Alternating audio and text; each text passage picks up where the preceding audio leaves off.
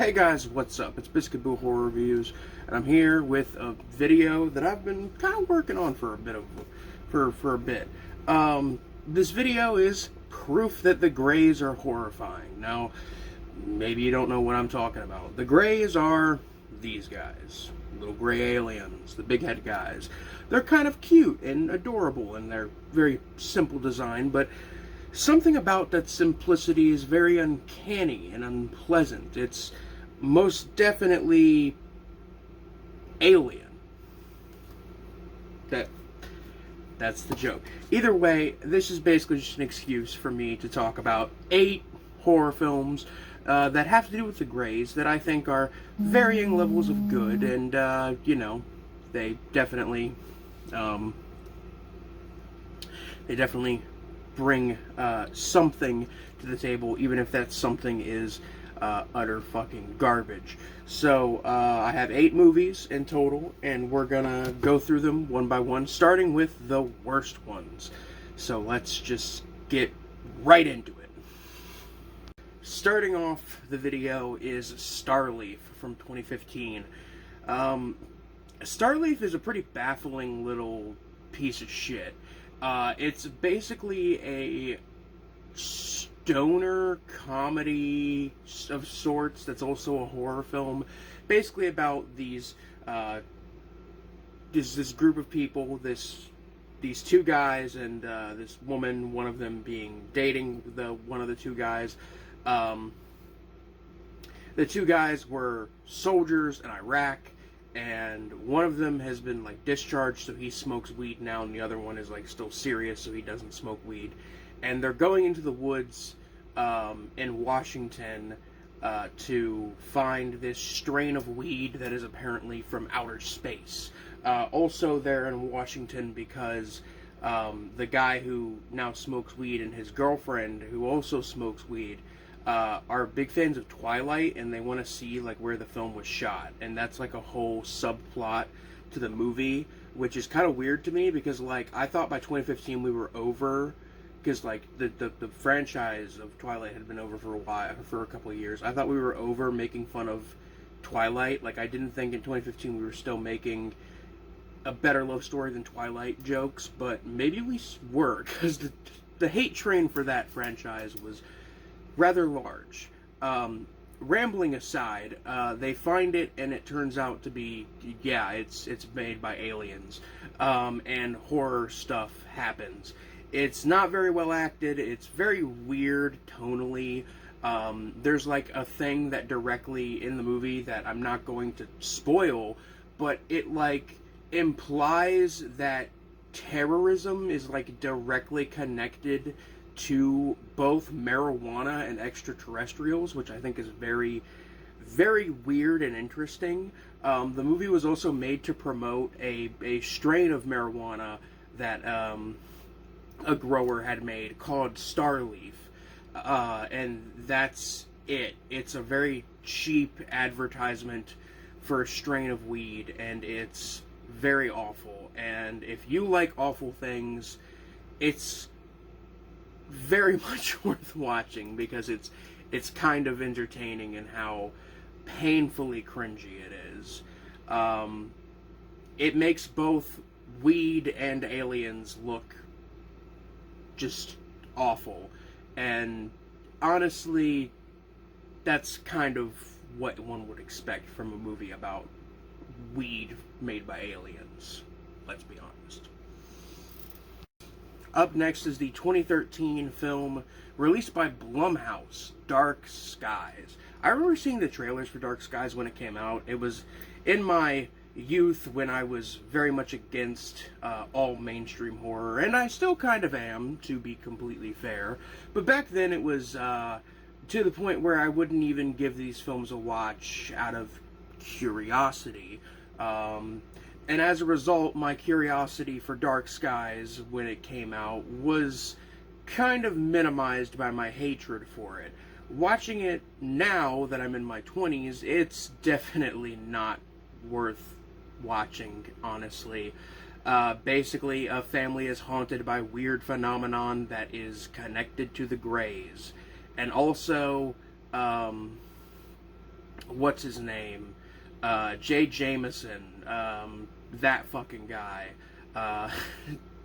J.K. Simmons, he is in the film as somebody who knows a lot about the Greys. And the Greys are targeting this family for some reason.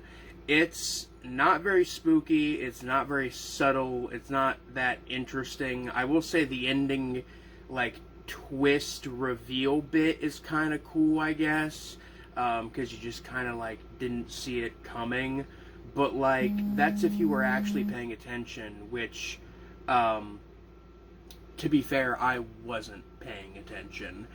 Dark Skies is not a very good movie, and I kind of don't recommend it. And what's funny is I put Dark Leaf lower, but that's because Dark Leaf is just inherently way more cringy and painful. But I crave that pain, you know. I love that sweet suffering. This is just kind of boring. And that's about it for fucking Dark Skies. I promise these movies will get good soon. I promise. But before these movies can get good, they've got to stay worse. Next is the 2014 film Alien Abduction. This is was it a found footage film? I don't think it was a found footage film. Or no, it was. It was a found footage film. And it's also like a really ableist and kind of offensive found footage film. So basically, it's a found footage film. This family is on vacation. The youngest son, this is directly how they fucking explain it. He has autism, so as a result of having autism, he feels the need to film everything. So that's why it's a found footage movie. And they basically encounter aliens, and the father is killed, and it's a very, very average found footage, Greys themed horror film. Again, these early ones are gonna be kind of minimal on the description side of things, because these ones aren't the memorable ones. These ones aren't the fun ones. These ones aren't the recommendable ones or the scary ones. But I still kind of want to give this movie a small recommendation, if only because I want people to know that, like, there exists a movie where they use autism to explain why they're filming everything in a found footage movie. Like, that is like next level awful, in my opinion. And that's the only reason you should see Alien Abduction. Up next is the Polonia Brothers film Feeders from 1996. Feeders is a shot-on-video film basically about a guy encountering carnivorous greys. There's also a sequel to it, which I'm going to also recommend, but the sequel I'm going to recommend for the Christmas season because it's set during Christmas for some fucking reason, and Santa shows up and helps fight the aliens. That's the sequel, however. I'm talking about the first one. Kind of a weird, low-budget film. The effects for the Greys is like very minimal. It's like a Halloween like prop that they're just kind of, you know, like waving around the arms and stuff off camera and stuff like that. It's very, very cheap, low buck, low rent. It's co-directed by John McBride, who also made what did he make? I think he made Cannibal Campout, and he made I'm more than certain he made Wood Chipper Massacre, though. And Wood Chipper Massacre is, like, absolutely amazing. Feeders isn't anything super amazing or super worth writing home about, but if you love shot-on-video films, if you love super low-buck, like, cheap backyard horror, Feeders is a really, really great place to start. And I promise that from this point on, the movies are going to get, like, actually good. I chose 4 good ones and 4 bad ones. So let's get, like, into the good gray themed horror movies. How about that, guys? How about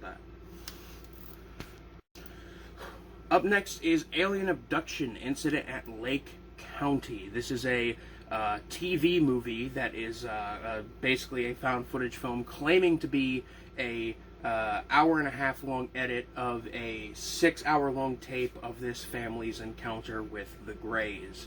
Essentially, a family is having a bit of a get together, and you know, something crashes nearby, something happens, they go check it out, it's aliens. Bing, bang, boom, here we are. This is actually a remake of a film that I'm actually going to mention later in the video, so I don't want to get too much into this one. I will say, compared to the film that it's a remake of, it definitely feels a lot more scripted, and as a result, it feels a bit more fake. Which is kind of a shame, because it's still a pretty well-produced little film, and I think still pretty engaging and decently spooky. But it just doesn't have the same edge as the film that it is a remake of, which, again, I will get into in just a few more segments, I promise. Up next is another one. It's another one that people... This one's one that people might actually know. I'm talking about VHS 2. VHS 2, I remember when this film came out. Like, I remember when the VHS movies were a big thing, because I was in high school and they were a really big thing to me. The first one was one that I saw and I was like, yeah, that was an okay movie, I guess. The second one, however, blew my fucking balls off. It had nothing but good segments. Even the weaker segments, like the zombie segment, for example, were still kind of fun because they had, like, something going for them in the case of the zombie segment, which is my least favorite segment in the film. That one had, like, a good dose of gore and an interesting end bit that I thought was kind of cool. But I'm not here to talk about the entirety of the VHS 2. I'm here to talk about the segment done by the director of Hobo with a Shotgun, which is the Alien Abduction Slumber Party, or something like that. Essentially, some kids fucking around with a GoPro, having the time of their life, having friends over, having a big slumber party. And they're interrupted by some Greys. I remember seeing this, and I remember seeing this film in high school and thinking to myself, like, wow, this is the first time I've seen, like, a horror film that uses the classic big head alien. Like I don't think I've seen another horror film that has done that. And at the time, that was indeed the case. But here we are now, and I'm doing a whole video about these movies. In terms of the VHS movies, I still probably think the second one is the best one, although the recently released VHS 94 is definitely, like, a very close second for me, because that one had, like, nothing but good segments as well. But I'm not here to talk about the VHS sequels. I'm here to talk about the Greys. And the Greys in this one are guys in costumes. Nothing too amazing, but they definitely get the job done when they move onto screen very subtly and scream directly into the camera and then grab a child and run off screen. There's something kind of visceral, kind of just scary, kind of real about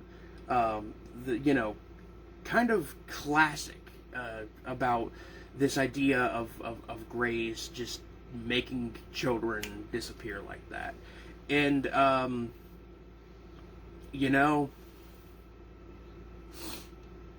don't know. I like that segment, even though it's all, like, shot on a fucking GoPro that's, like, strapped to a dog, which I think is probably the most interesting and unique thing about the segment, is that, like, the latter half of it is just, like, the camera is strapped to a fucking dog. That's it for this segment talking about this one. I want to get on to the next one. Up next is the film Communion from 1989, based on the novel by Whitley Strieber. Communion is a novel that exists that is based on... is a novel that exists that is written by this guy, Whitley Strieber, who has, in years since, said that he made all this up. But when this was published in the 1980s, he claimed that this was his account of being abducted by aliens and encountering alien visitors. I haven't read it all yet, but I did see the film adaptation, which is what we're talking about. And the film adaptation stars Christopher Walken as Whitley Strieber, and he basically encounters aliens. And it's about him having these strange experiences that he explains away with, you know, oh, I was only half awake, before going to a hypnotherapist who, you know, drags up the full details of him going onto an alien ship and being probed and partying with aliens and all kinds of shit like that. The Greys in the film look extremely rubbery and, like, fake almost, but, like, the way they look fake kind of adds to the alien nature of them, because they are indeed aliens. They look so unlike, you know, humans, and that's kind of why the Greys are horrifying, hence the fucking title of this video and the subject of this video. The Greys in the film aren't entirely, like, super, like, malevolent or scary, though, but they are definitely pretty uncanny, and there are some scenes, especially the first couple of scenes where the Greys are in the film, that are, I'd argue, pretty fucking spooky. The novel, I will also say, has some decently spooky elements, like Whitley himself, when he was abducted, claiming that he asked the Greys to smell one of them, in order for him to stop, like, freaking out by their presence, and he smells one of them, and he says, like, that solidified it as real to me, because you can't dream a smell, is what he said. You can't dream a smell. You remember it as a actual smell, and that's what he did, supposedly. And by supposedly, I mean probably not. As much as I believe aliens exist, I don't think they've actually visited anybody personally. But that doesn't mean they're not scary, and that doesn't mean we're not going to get to the last movie. And if you've seen my videos before, if you've seen me talk about found footage films and about shot on video films before, you might know about this movie, because it's one of my favorite shot on video films. It's one of my favorite found footage horror films. Let's get right to it. And the last movie I want to talk about is the MCPHERSON tape, also known as UFO Abduction. This film was remade as Alien Abduction Incident at Lake County, but I kind of prefer this earlier iteration because it's a lot more rough. It's actually shot on video, while the Incident in Lake County film is seemingly shot on, like, 8mm or 16mm, maybe even digital video. I can't remember, because I prepared for this video by watching all of these movies like 2 months ago, and I didn't want to rewatch any of them to make this video. So yeah, either way, the MCPHERSON tape is a very, very simple film. A family is celebrating somebody's birthday. The power goes out, something crashes in the distance, and they go out there to see what it is, and it's little green men getting off of a weird-looking ship. They believe that they're seen by these creatures, and they run back to the house, where the family, barricades themselves in the house, and basically they, just fucking try to survive. It's a very simple, very loud, very incomprehensible, as everybody is screaming and shouting, and this was, again, shot on VHS, so the quality isn't the greatest. Thankfully, the Blu-ray release of this film that is out from Bleeding Skull and the American Genre Film Archive has subtitles, and they're pretty fucking good subtitles. The thing that I really like about this movie is just how low buck it is. It makes it feel extremely real, I think. It makes it feel very, very, very realistic. All of the screaming, the uncomfortable camera work, the lack of, like, just casual dialogue during certain scenes, and the just focus on either incomprehensible screaming or just deafening quietness, I think really, really brings it home for me. Because in Alien Abduction Incident at Lake County, I'm going to give you a direct example. When they go out to, like, look for whatever crashed, the characters start making some small talk about, like, man, I wish Mom would quit drinking so much. Did you see how much she was drinking tonight? And to me, like, I get that. Like, they're trying to flesh it out and make it more like a movie, but it doesn't feel real as a result. And the focus on, like, this small talk during certain scenes, and the focus on there being a subplot about the mother character being an alcoholic, kind of drags the film down and makes it inherently less scary.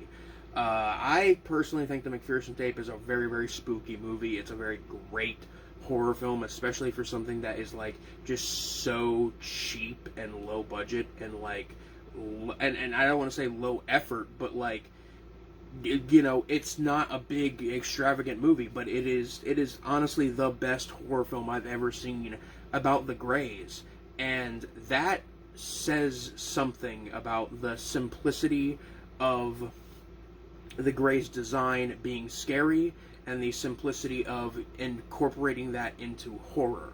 How easy it is to incorporate something that is so simple into a film that is so simple is kind of genius, and it's beautiful, and I love it. And I'm starting to ramble, so that's going to be it for this one, guys. That's the video. This has been proof that the Greys are horrifying, or how I learned to stop worrying and watch 8 fucking movies about Greys.